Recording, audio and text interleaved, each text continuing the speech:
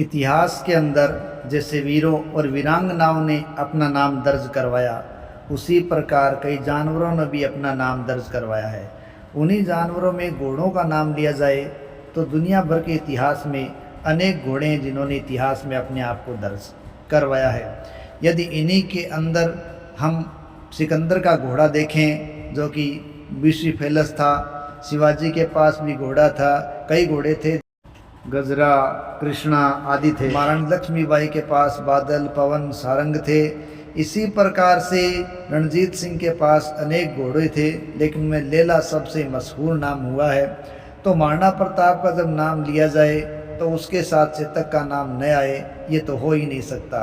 तो आइए आज की कड़ी के अंदर जानते हैं कि चेतक घोड़ा क्या था, ये चेतक घोड़ा महाराणा प्रताप के पास कैसे पहुंचा और हल्दी घाटी के युद्ध में उसने महाराणा प्रताप के साथ कैसा सहयोग किया और अपने आप को इतिहास में अविस्मरणीय बना दिया। आइए जानते हैं ऐसे घोड़े चेतक की कथा के बारे में। इतिहास गवाह है कि घोड़ों के बल पर कई ऐतिहासिक युद्ध लड़े गए और उनको जीता भी गया है, अन्यथा उनके अंदर बहुत बड़ा फेरबदल भी देखा गया है।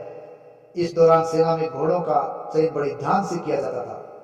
तेज रफ्तार और बहादुर घोड़ों की नस्ल वाले घोड़ों को सही प्रशिक्षण के साथ लड़ाई में शामिल किया जाता था। फौज में शामिल होने वाले जाबाज घोड़े बिना थके कई मीलों का सफर तय कर सकते थे और इतने सक्षम थे कि ये थकते भी नहीं थे और दुश्मनों से लड़ने में पूरी अपनी ताकत लगा देते थे। घोड़ों का नाम लिया जाए और महाराणा प्रताप के घोड़े चेतक का नाम न आए, ऐसा तो इतिहास में हो ही नहीं सकता। महाराणा प्रताप के साथ साथ उनके स्वांगत घोड़े के नाम बड़े सम्मान और गौरव से साथ लिया जाता है और उनका घोड़ा था चेतक।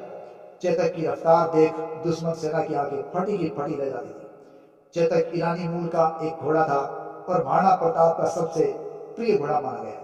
कहते हैं कि एक बार मारवाड़ के दरबार में एक गुजराती व्यापारी आया था जिसके पास 3 घोड़े थे और जिनके नाम थे चेतक, त्राटक और अटक। उनमें से चेतक ने सभी को बहुत ज्यादा प्रभावित किया था।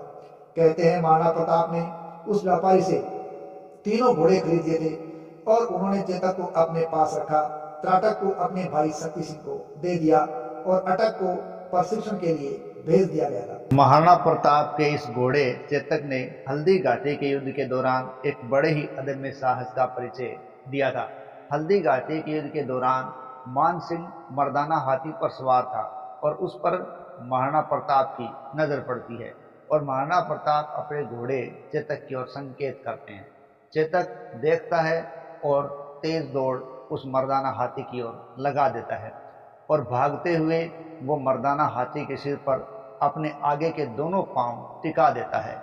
इस स्थिति का फायदा महाराणा प्रताप उठाते हैं और भाले से मान सिंह पर प्रहार करते हैं, लेकिन मान सिंह तैयार होते हैं और झुक जाते हैं और भाला उनके पीछे बैठे अंगरक्षक पर लग जाता है और अंगरक्षक मारा जाता है। इसी प्रहार के दौरान होदे का एक पाया भी टूट जाता है। इस प्रकार ये महाराणा प्रताप के पक्ष में कड़ी रहती है, लेकिन हाथी की सूंड पर जहरीले खंजर बंधे थे और उस खंजर से चेतक की टांग कट जाती है। युद्ध चलता रहता है, लेकिन चेतक है वो काफ़ी घायल भी हो चुका होता है। लेकिन जब महाराणा प्रताप को हल्दी घाटी के युद्ध क्षेत्र से निकलना होता है, चेतक उस समय भी अपनी स्वामी भक्ति निभाता है और महाराणा प्रताप को सकुशल पहुंचाता है। बलीचा गांव पहुंचकर वहां एक बड़े नाले को पार करता है और पार करने के बाद माली को स्वस्थ छोड़कर अपना दम तोड़ देता है और इस घोड़े की याद में आज भी बलीचा गांव में उसकी समाधि बनी हुई है।